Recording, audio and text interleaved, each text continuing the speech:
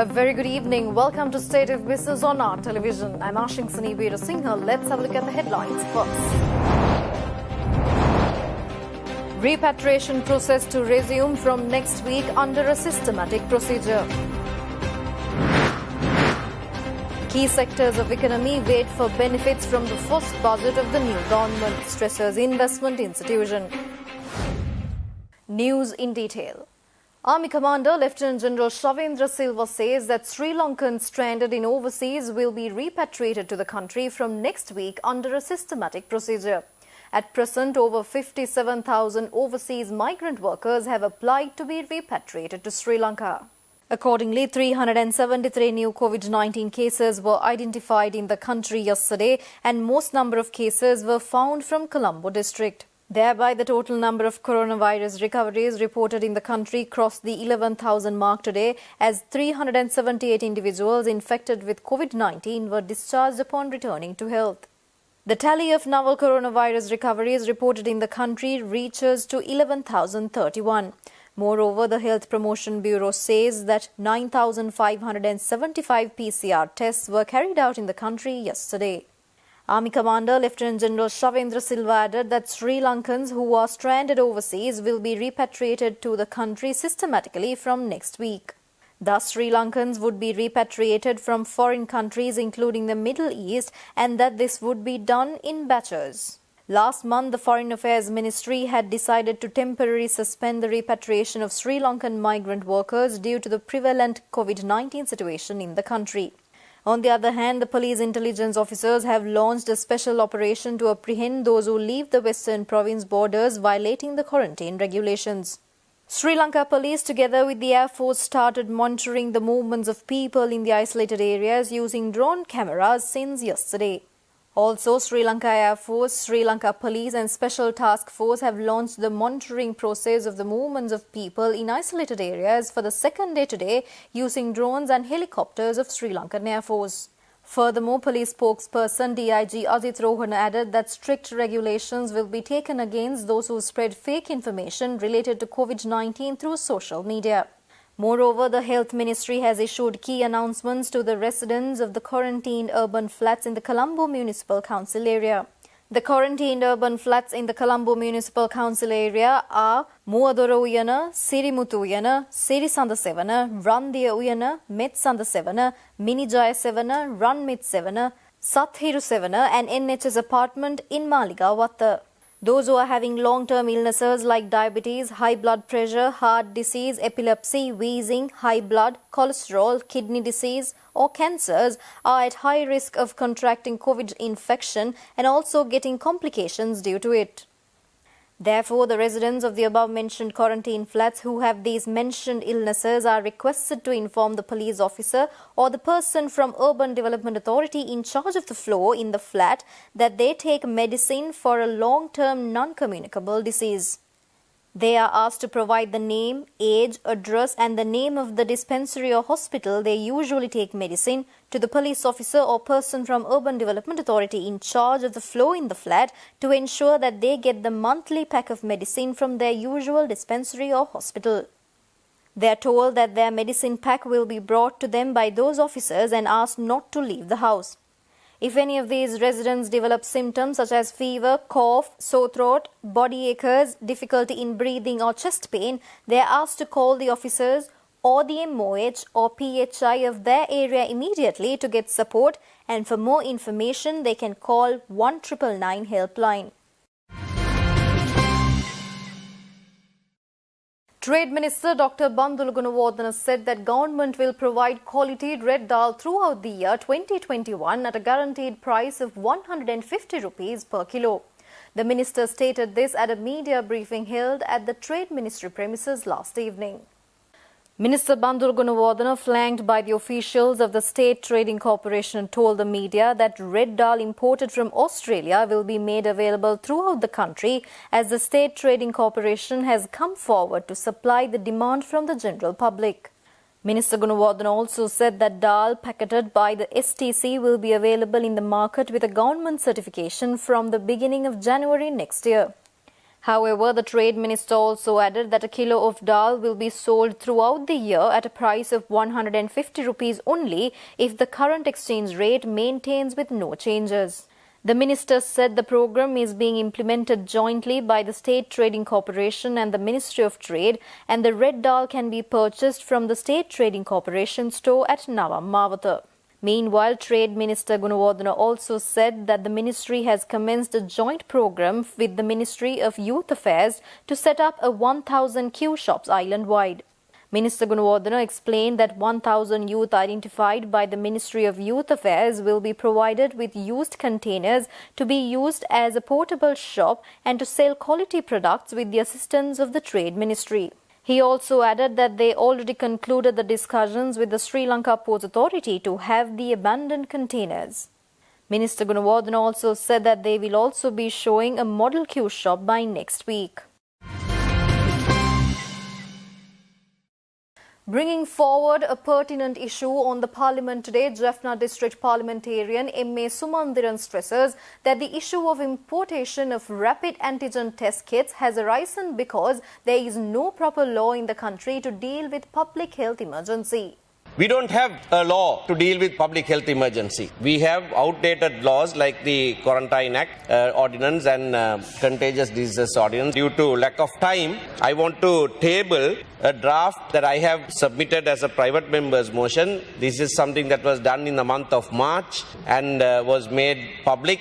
And we asked the government to do something like this. More than 8 months have passed and it has not been done. The curfew or whatever that is being imposed now is not lawful. Lawful authorities need to do that. Even with regard to the importation of rapid antigen test kits and all of that, all this issue has arisen because there is no proper law to deal with this. Public health emergency must be governed by a legal regime that is lawful and can be referred to. And to that extent, I urge the government, without looking at this as an instance where you can score political points and acting in political expediency, please act in the country's interest. So far, the government has mismanaged this. Stay tuned for more news after this short break. Welcome back after the break. Investment institution First Capital stresses that a stagnant outlook along with a mixed reaction was seen in the stock exchange market during this week. Furthermore, First Capital highlighted that at the moment, year-to-date foreign outflow stands at 47 billion rupees.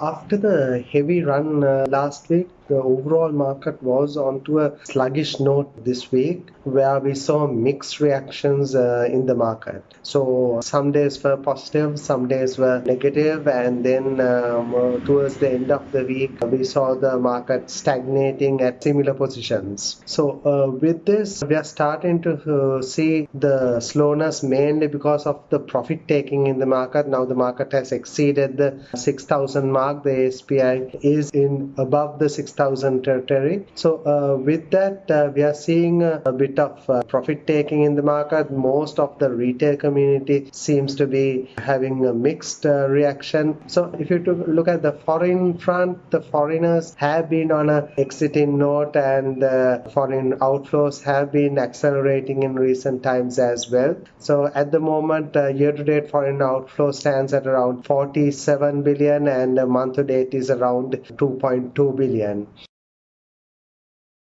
Nevertheless, bringing the stock forecast for the coming week, Head of Research at First Capital, Dimantha Matthew stresses that an active buying interest in manufacturing and exporting sectors are possible in the coming week, since they are awaiting with confidence that the first budget of the new government will be presented in Parliament next Tuesday will benefit them.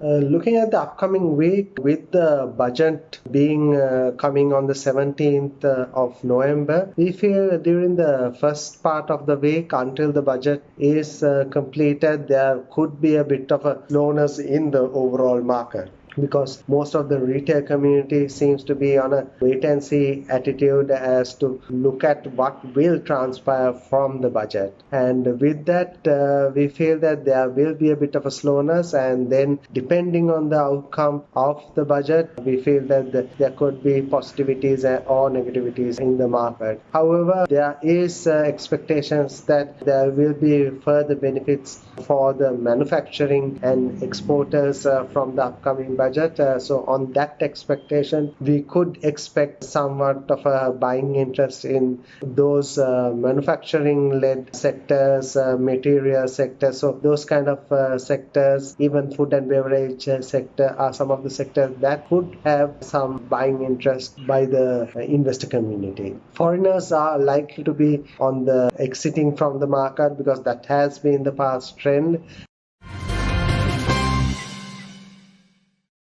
Despite the tough times owing to COVID-19, key giants of the banking sector in the country have maintained the growth momentum. Thus, to delve into this, let's look at few more stories for the day in brief. National Development Bank recorded yet another quarter of sound performance amidst macroeconomic challenges brought in by the COVID-19 pandemic. In September 2020, the bank achieved a growth by crossing 600 billion rupees in total assets. Gross income for the 9 months ended 30th September 2020 saw an increase of 6% to 46.7 billion rupees. NDB has approved over 18 billion rupees of loans under CBSL's Saubhagya COVID-19 Renaissance Facility and is the fourth highest bank to approve such loans in the industry.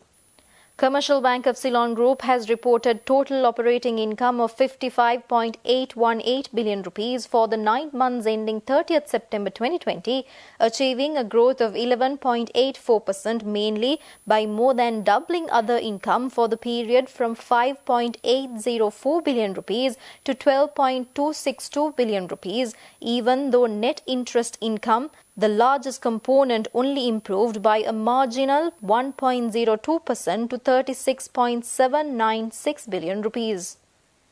Commercial Bank Managing Director S. Ranganathan disclosed that the group's efforts to manage costs had resulted in total operating expenses for the 9 months growing by just 2.52% to 19.633 billion rupees. Total deposits of the group recorded a noteworthy growth of rupees 152.774 billion or 14.29% over the 9 months at a monthly average of 16.975 billion rupees to stand at 1.222 trillion rupees as at 30th September 2020. Thereby, Hatton National Bank reported profit after taxes of 7.7 billion rupees for the first 9 months of 2020. Gross loans grew marginally by 11.9 billion rupees to 783.9 billion rupees in the backdrop of low demand for credit, while the deposit base grew by an impressive 112.4 billion rupees, recording a growth of 13.9% during the year 2020. We'll be back with stock updates after shortly. Welcome back after the break. The trading at Colombo Stock Exchange ended on a negative note today. The all-share price index dropped 8.55 points to close at 6,082.42 and the S&P SL20 dropped 2.2 points to close at 2,401.37. Turnover was 1.9 billion rupees and over 70 million shares were traded. Up next are Forex rates.